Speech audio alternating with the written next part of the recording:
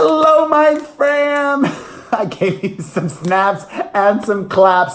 Thank you, thank you, thank you. As always, I cannot express my gratitude enough for you watching this video. I make videos on here every single day. I work really hard at this, and for you to acknowledge that and enjoy it means the world to me. You mean the world to me. Having said that, I want to apologize. I want to preemptively say I'm sorry. If you see a video of me out there anywhere that is questionable or upsetting, let me explain to you what happened. I have been targeted twice now by alt-right trolls on Cameo. Cameo is that website and app that lets you get personalized video greetings from people that you like. YouTubers, Real Housewives, sports stars, actors, and more. I've been using it almost all of 2018. I've made over 1,200 cameos. I genuinely love making these videos, putting smiles on people's faces. A lot of the time, I get wacky requests. That's normal. People want me to say something silly, bring up Howard Stern and Benji. A wide variety of wacky requests I regularly get. Recently, however, though, alt-right trolls have been sending me and others on the Cameo platform coded messages. Coded anti-Semitic, coded racist messages. I did not know they were that, or I wouldn't have done it. And the really sucky thing is, even talking about it and Cameo responding to media requests is just gonna give this issue more attention, and more trolls are going to go on Cameo and ask folks to make coded messages. So, I'm sorry, and I'm sorry again if it happens more than once.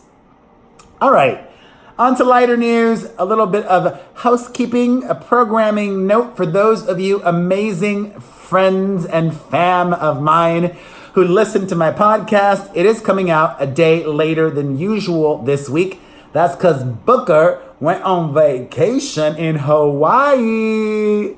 Lucky him. All right, let's get right to it. 3 minutes in. I don't know. I just saw this there, and it's like, I was going to put it in my mouth, but I won't. Forbes just came out with their list of highest earning YouTubers, and I am so proud to say I'm nowhere on that list. But you know what, Mo frickers? I believe in hard work, and hard work pays off. I've said this before. A lot of the top YouTubers from back in the day aren't getting many views anymore. I don't even need to mention names. I mean, the first one that comes to mind is Connor Franta, him too. Tyler Oakley, Glozell. They're not getting the views they used to. And not only that, their subscriber counts are going down. Thankfully, I work so hard on the YouTube that my subscribers are going up on my 2 YouTube channels, at Perez Hilton and The Perez Hilton. So maybe in 10 years' time, I can be a top YouTuber, but hopefully it'll be happening before then. I'm impatient. And actually, it probably won't happen. I'm going to be 50 then, and I'm not going to be a top YouTuber at 50. Oh well. But it would be nice to make more money on YouTube. But holy moly, the top YouTubers are making so much money.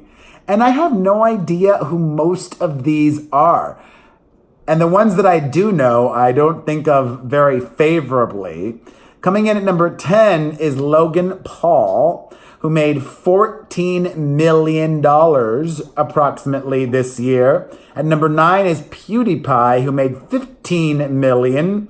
Number 8 is Jacksepticeye, who made $16 million. Number 7, Vanos Gaming, who made 17 million. Number 6 is Markiplier, who made 17.5 million. Number 5 is that racist, misogynist makeup vlogger named Jeffree Star, who made $18 million this year. Number 4 is Dan TDM. A lot of gamers. Who knew that gaming was so popular? I'm not a gamer. I'm not going to start gaming to be popular on YouTube. Number 4 is Dan TDM. He made $18 million this year. Number 2 is Dude Perfect, who made $20 million this year. Number 3 is Dude Perfect. Number 2 is Jake Paul, who made $21.5 million and a lot more than his brother Logan. And collectively, the Paul brothers made almost $40 million.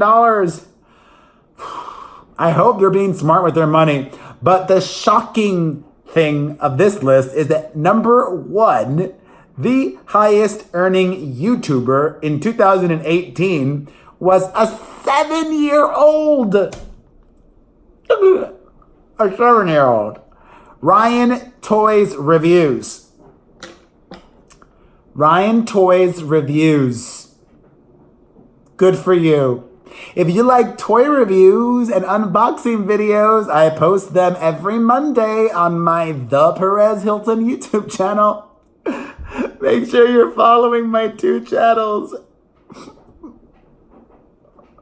All right, let's get on to a lot of topics that are juicy today and have really gotten social media and the internet divided. I want to address something that I didn't even talk about on my website. I'll add it on my list for the podcast because I'm curious to hear what Booker has to say about this, and I want to know what you have to say about it as well. Modern Family actress Sarah Hyland experienced tragedy this past weekend. Her cousin died. Her first cousin. Her mother's nephew. He was a teenager, 14 years old. She shared a link for a GoFundMe page asking people to donate money. The family was hoping to receive $25,000 in donation. That was their GoFundMe goal. Sarah Hyland donated $1,000. She makes, I read, $9 million a year. I don't know all of the intricacies of her relationship with her family. I don't know if she has a huge extended family. I do know that her Modern Family co-star, Ariel Winter, donated $2,500 to this GoFundMe, more than double what Sarah Hyland donated.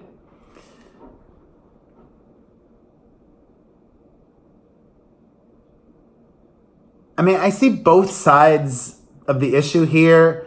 She doesn't want to maybe establish a precedent of paying for things when something bad happens to a family member. And she could help raise money. I would have maybe just not donated on the GoFundMe. I would have told people I have given my family and they still need help, and kept the amount a secret. Because Ariel Winter donating more makes Sarah I don't even know. I mean, it's just, it almost, I feel bad having a negative opinion because something tragic happened. But a lot of people did have negative opinions about this, and they let her know it, and she did not handle it very well. Not that she handled it bad, it just affected her. Understandably, given everything that happened. Yeah, I think there was nothing wrong with her asking. I think the mistake she made is letting everybody know she only gave $1,000. Because when you're making $9 million a year, we still don't know everything. Maybe she's in debt. Maybe she helps her dad out, whatever. She could have given more than $1,000. Ariel Winter makes the same or less than her, and she gave $2,500. The whole thing just sucks. And a 14-year-old lost his life because of a drunk driver. On to lighter news. Currently, raging wars are happening all across social media and the internet because this one tweet went viral about Ed Sheeran and the double standard that women are held to in entertainment. Ed performed with Beyonce at the Global Citizen Festival this past weekend in South Africa. He wore a t-shirt and jeans. Beyonce looked like Beyonce. There are plenty of female pop stars who are fashionable enough but are not fashion icons like Beyonce, who don't take it that seriously. I'm thinking of Alessia Cara, who actually made quite a point of wearing the same outfit over and over again. I'm not saying she's a bad dresser, but Kelly Clarkson isn't necessarily known for her chicness. I think that's just who Ed Sheeran is, and Beyonce's Beyonce, and Beyonce likes wearing those outfits. If Beyonce is so famous, popular, and powerful enough to wear whatever she wants, okay? She's wearing what she wants to wear. That's it. And most male pop stars, well, that's not true. Adam Levine also dresses like that. Whatevs.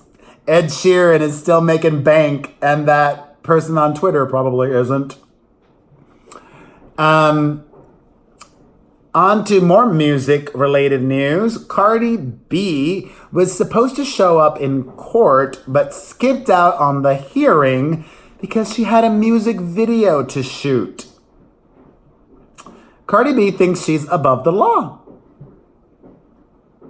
Listen, CARDI, I like you a lot. I love me some CARDI B, but you're not above the law. A music video shoot, that could have been rescheduled, especially because the judge had given her legal team a 6-week extension.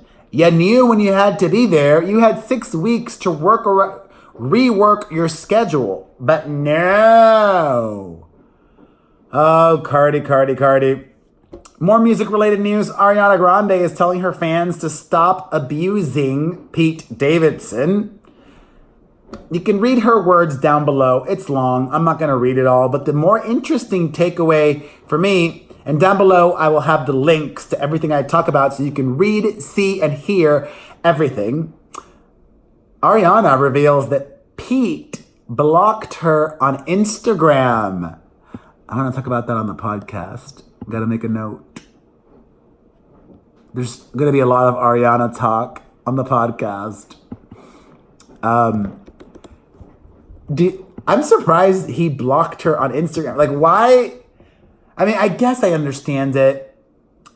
Pete Davidson probably blocked Ariana on Instagram because, as she herself admitted in the Thank You Next music video, she dumped him.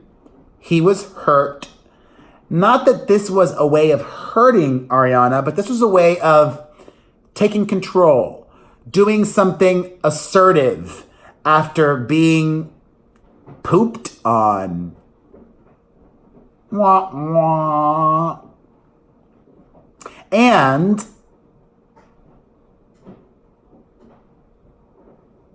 I don't know if it's hypocritical or not of Ariana to just write such a... I mean, she addresses her music. What does she say about her music?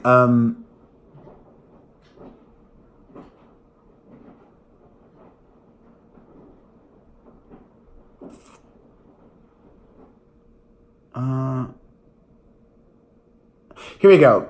I will always have irrevocable love for him, and if you've gotten any other impression from my recent work, you might have missed the point. Ariana just wants her cake and all of it, and none for Pete. Also, Madonna threw some shade at Lady Gaga, and I loved it.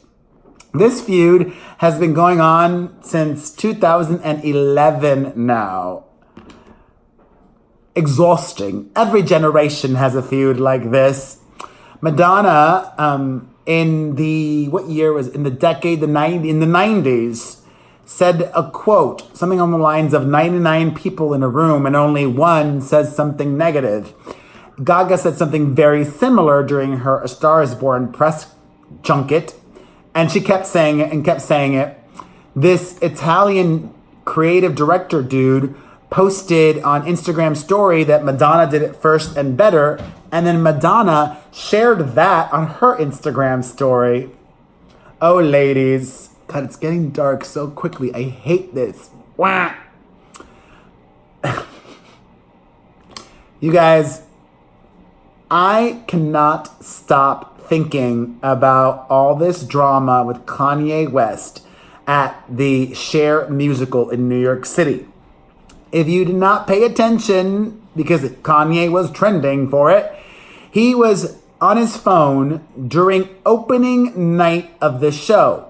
He did apologize. However, the fascinating thing is Kanye and Kim leaked a story to the media that they were planning to leave during intermission and instead stayed for the whole show because they enjoyed it so much, even though Kanye was on his phone. They planned to leave during intermission. Why even go? I mean, that's not the worst thing. Being on the phone was way worse. I just respect and love the theater so much. Don't talk in the theater. Don't open loud candies in the theater. Don't get drunk in the theater. But that was nice of Kanye to apologize. All right, in more KARDI Jenner news, Travis Scott continues to fuel the marriage rumors, repeatedly referring to Kylie Jenner as his wife, and also shooting down reports that he was caught on a balcony with a Kylie clone. Not true, says the rapper. Also, Kylie's sister, Kendall Jenner, is back on with Ben Simmons, the NBA, what's it called? NBA? Yeah, NBA. Why'd I have a brain fart? The basketball player, although even though they've been spending a lot of time together, they're not exclusive. I think Kendall's doing that on purpose so that if he cheats on her, then they were never exclusive to begin with. Kendall learned from Chloe. I like my theory. Do you agree with my theory? Let me know. Let me know. Let me know in the comment section. On to other news. Michael Avenatti, the lawyer who represented Stormy Daniels against Donald Trump, released a statement saying he will continue to represent Stormy Daniels despite getting into a disagreement with her recently. And also following his domestic abuse allegation, he says that he will not run for president. He had just as much of a chance of winning as Donald Trump did. Who would have thought? And he did. Adam Levine's wife, Victoria's Secret model Behati Prinsloo, has come out in defense of Victoria's Secret and their banning trans and plus-size models from the show. She says, people need to understand it's just a show. I don't think it says they're not for a certain type of body. That's exactly what it says. I'm not even going to read anything else you have to say, Behati Prinsloo. You are not for women. And finally, Lindsay Lohan is still a hot mess. She's on the cover of the new issue of Paper magazine. It did not get quite the reaction that the Amanda Bynes cover did. And she notoriously kept up her reputation of being a difficult interview subject. She spoke with the journalist over the phone from Dubai. Then they were supposed to speak again after the photo shoot, and Lindsay said she was too tired for it. Seriously, girl. I'm too tired for your baloney. But I'm not too tired of you, ever. You are my sunshine, my only sunshine. You make me happy. You'd make me even happier if you just hit the like button right there. And also leave a comment below and share this video. And follow me if you're not subscribed yet. Thank you. Thank you, thank you, thank you. Bye, bye, bye.